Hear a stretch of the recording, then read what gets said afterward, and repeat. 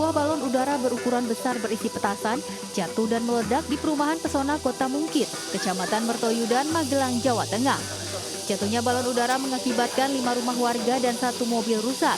Peristiwa berawal saat balon udara berisi petasan yang diterbangkan sejumlah warga tiba-tiba turun ke permukiman warga dan meledak tepat di samping mobil dan rumah warga.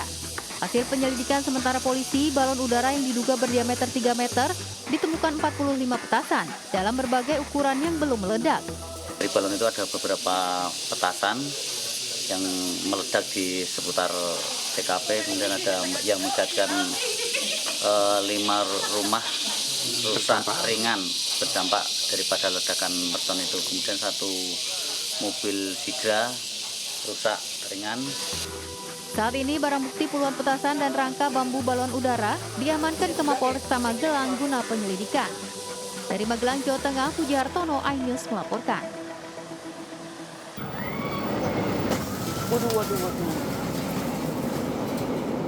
Detik-detik minibus tertabrak kereta api terekam kamera ponsel warga di Desa Wono Asri, Kecamatan Wono Asri, Kabupaten Madiun.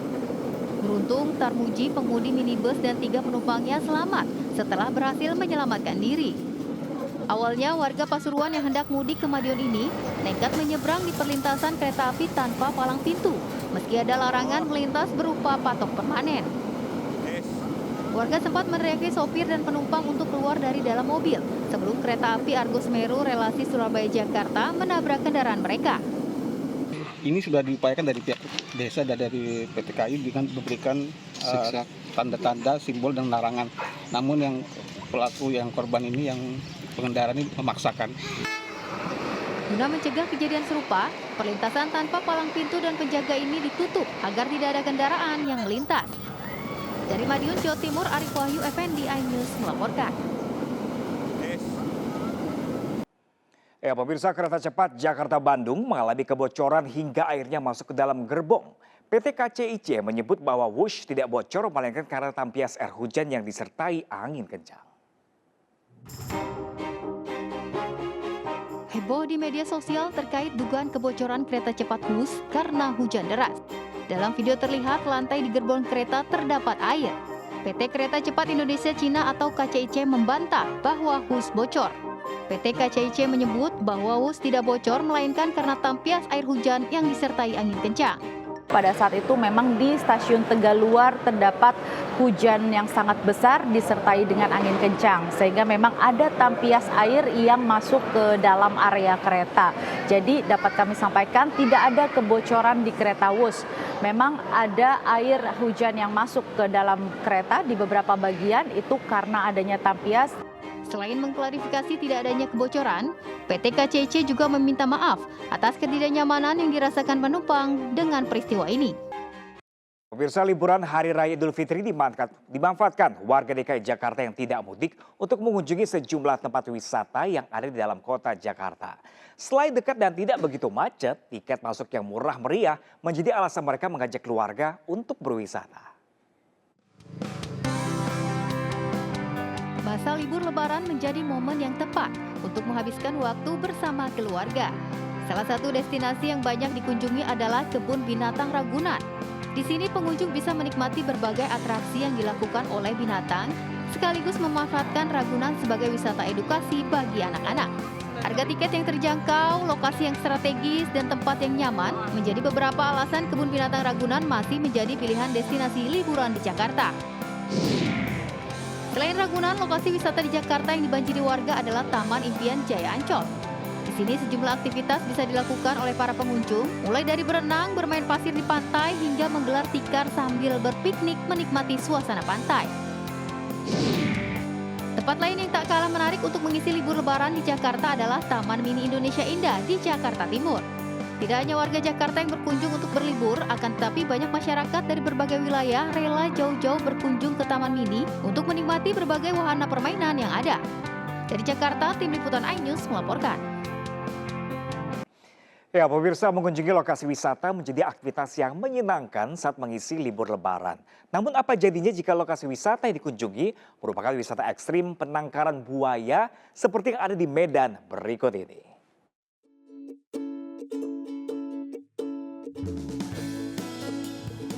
libur lebaran menjadi musim berwisata untuk semua orang. Imbasnya, berbagai tujuan wisata menjadi incaran masyarakat termasuk Taman Buaya Asam Kumbang yang ada di kota Medan. Sejak didirikan pada tahun 1959 oleh Lotan Mok, lokasi penangkaran buaya yang berdiri di atas tanah seluas 2 hektar ini kerap dikunjungi wisatawan. Rata-rata, mereka sengaja datang untuk memberikan edukasi kepada anak dengan melihat langsung aktivitas ratusan hewan berdarah dingin ini. Selain itu, pengunjung juga bisa memberikan makan buaya serta bersuah foto dengan lokasi yang aman. Luas gitu, lebih enak anak-anak jalan ke sana kemari gitu. Kayak wisata tempat rekreasi juga bisa untuk anak-anak. Udah gitu selain tiketnya juga murah ya, istilahnya nggak terlalu menguras dompet. Layaknya sebuah penangkaran, di sini buaya-buaya juga dipisahkan sesuai ukuran dan umur buaya. Pernah sempat tutup, ini kan belum lama ini kan tutup juga. Ini baru tahun ini buka lebaran ini? Iya. Dengan membayar tiket sebesar Rp20.000 per orang, pengunjung bisa menikmati Taman Buaya Asam Kumbang sepuasnya. Dari Medan, Sumatera Utara, Ahmad Ridwan Nasution, iNews melaporkan. Ya, pemirsa, volume kendaraan arus mudik maupun balik lebaran di gerbang tol Cikampek Utama terpantau ramai lancar pada pagi tadi. Dan untuk mengetahui kembali kondisi terkini di sana, sudah ada rekan kami Aulina Iyasya. Ya, halo Aulina, seperti adakah kenaikan volume kendaraan yang mengarah ke Jakarta saat ini? Ya, halo selamat pagi pemirsa dan juga Pram. Untuk situasi di H+ Lebaran ini, di sekitar pintu gerbang tol Cikatama masih terpantau ramai lancar, baik yang mengarah ke arah Jakarta maupun yang mengarah ke arah Transjawa. Dan jika kita berbicara data, per pagi hari ini yang memasuki Jakarta ada sekitar 3.900 kendaraan dan yang mengarah ke arah Transjawa ada sekitar 3.600 kendaraan. Jika bisa disimpulkan bahwa volume tingkat kendaraan lebih besar yang mengarah ke Jakarta dibanding yang ke arah Transjawa per pagi hari ini. Dan juga untuk data jika saya akumulasi dari H+2 Lebaran hingga H+4 Lebaran ini sudah ada sekitar 50.000 kendaraan yang sudah memasuki pintu gerbang tol Cikatama dari arah Transjawa maupun dari arah Bandung, Jawa Barat. Dan jika bisa diakumulasikan untuk data tahun ini masih ada sekitar 1,87 juta yang diperkirakan akan melakukan arus balik sampai dengan tanggal 14 April 2024 nanti. Dan untuk walaupun terlihat peningkatan yang signifikan yang mengarah ke arah Jakarta atau arus balik, namun untuk mengarah Transjawa pun masih mengalami peningkatan yang cukup tinggi begitu. Karena awalnya data yang saya himpun pada 2 hari lalu ada sekitar 1,5 juta pemudik, namun sampai hari ini ada sekitar 1,7 juta pemudik. Dari keempat gerbang tol yang sudah saya akumulasikan, yakni gerbang tol Cikupa mengarah Merak, gerbang tol Cikampek dan juga gerbang tol Kalihurip mengarah Bandung dan juga gerbang tol Ciawi mengarah Puncak. Jadi bisa disimpulkan walaupun tingkat yang melakukan arus balik lebaran ini juga meningkat, namun yang melakukan mudik lebaran sampai dengan H+4 Lebaran ini juga masih dikatakan meningkat. Dan diperkirakan untuk sistem yang akan diberlakukan sendiri yakni masih ada 3 kontraflow, one way dan juga ganjil genap. Untuk per hari kemarin tadi malam lebih tepatnya sudah dimulai diberlakukan kontraflow dari kilometer 47 sampai dengan 55 dan dilanjut dengan kontraflow 1 jalur lagi dari kilometer 70 sampai dengan 47 tol Jakarta Cikampek. Dan untuk sistem lainnya maka akan diberlakukan melihat situasional yang terjadi di sekitar jalan tol. Jika terjadi kemacetan yang mengular maka one way ganjil genap pun akan diberlakukan. Dan pastinya juga pantauan dari Jasa Marga dan juga pihak kepolisian dari traffic counting. Jika kendaraan lebih dari 2.800 volume yang melewati pintu gerbang tol, maka one way dan juga ganjil genap akan diberlakukan. Sekian Pram dan juga pemirsa. Ya, melaporkan langsung dari gerbang tol Cikampek Utama, Aulina Iyasya. Terima kasih, tetap jaga kesehatan dan selamat bertugas kembali. Ya pemirsa, jelang puncak arus balik lebaran, situasi arus lalu lintas di Pelabuhan Bakauheni Lampung masih terpantau ramai lancar. Diprediksi peningkatan volume kendaraan akan terjadi pada malam hari nanti. Nah, berikut laporan dari Salam Rahmat berikut ini. Ya pemirsa, untuk situasi terkini arus lalu lintas di kawasan Pelabuhan Bakauheni Lampung ini masih terpantau ramai lancar di momen arus balik lebaran 2024. Belum terlihat adanya antrean kendaraan atau juga kepadatan arus lalu lintas tempat kami melaporkan saat ini. Lantaran untuk puncak arus balik sendiri ini akan terjadi pada tanggal 14 dan juga 15 April mendatang. Sementara kalau dari pantauan kami di lapangan, mayoritas kendaraan ini memang melakukan perjalanan, memilih waktu perjalanan arus baliknya pada malam hari atau juga pada waktu gelap untuk menghindari panas terik matahari dan juga antrian kendaraan yang cukup panjang.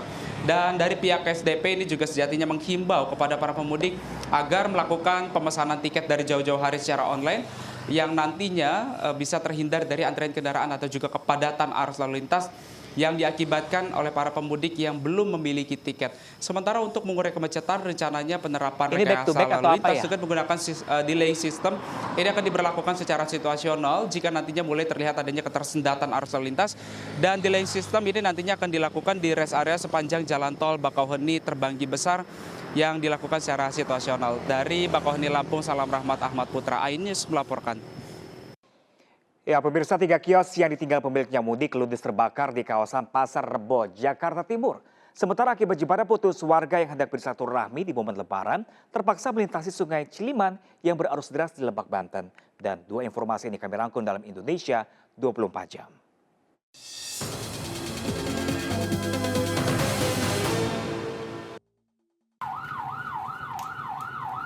Kobaran api menghanguskan 3 kios di Jalan Raya Lapangan Tembak Cibubur, Pasar Rebo, Jakarta Timur. Kencangnya angin dan banyaknya bahan mudah terbakar menyulitkan proses pemadaman. Diduga api muncul dari salah satu kios percetakan akibat korsleting listrik. Penumpang bus mulai berdatangan di Terminal Kalideres, Jakarta Barat, jelang berakhirnya libur Lebaran. Pemudik yang kembali ke Jakarta kebanyakan berasal dari wilayah Jawa Tengah, Lampung, dan Jawa Barat. Diprediksi lonjakan arus balik penumpang ke Jakarta akan terjadi pada hari Minggu dan Senin depan, bertepatan dengan berakhirnya masa cuti Lebaran. Akibat jembatan putus, warga yang hendak bersilaturahmi di momen Lebaran terpaksa melintasi Sungai Ciliman yang berarus deras. Warga Desa Luwipu, Kecamatan Banjarsari, Lebak merasa khawatir jika sewaktu-waktu muncul banjir bandang. Sebelumnya 15 warga yang tengah berziarah kubur terjun bebas ke sungai dan mengalami luka-luka akibat tali jembatan putus.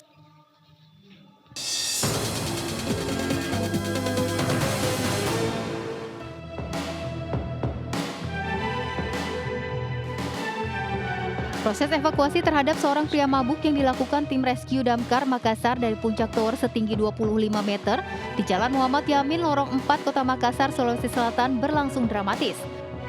Banyaknya warga membuat pemuda ini takut untuk turun. Pemuda nekat berada di puncak tower usai dikejar warga yang kesal atas ulahnya yang membuat onar di kerumunan warga dalam kondisi mabuk. Kami akan mengajak Anda menyaksikan festival balon udara tradisional di Kabupaten Wonosobo, Jawa Tengah. Layak di Kapadokia, Turki. Penerbangan balon udara warna-warni ini mengundang banyak wisatawan datang ke lokasi tersebut.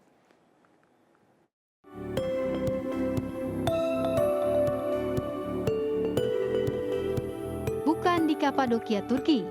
Puluhan balon udara yang menghiasi langit ini berada di Desa Karangluhur, Kecamatan Kertek, Kabupaten Wonosobo. Beragam balon udara warna-warni yang diterbangkan di lapangan desa ini merupakan kreasi warga desa setempat. Puluhan balon udara ini terbangkan merupakan rangkaian festival balon udara tradisional yang digelar selama 2 hari. Menerbangkan balon udara sudah menjadi tradisi warga Wonosobo untuk memeriahkan Lebaran.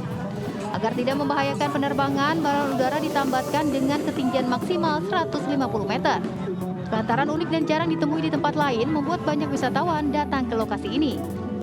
Festival balon Bagus, menarik buat dikunjungin orang-orang. Kan jarang juga ada di mana-mana. Tahun ini terdapat 14 lokasi penerbangan balon udara tradisional di Kabupaten Wonosobo sebagai atraksi wisata pada masa libur Lebaran. Seiring berjalannya waktu, penerbangan balon udara menjadi momen yang dinantikan dan menjadi atraksi wisata tahunan. Dari Wonosobo, Jawa Tengah, Didik Dono Artono, iNews melaporkan.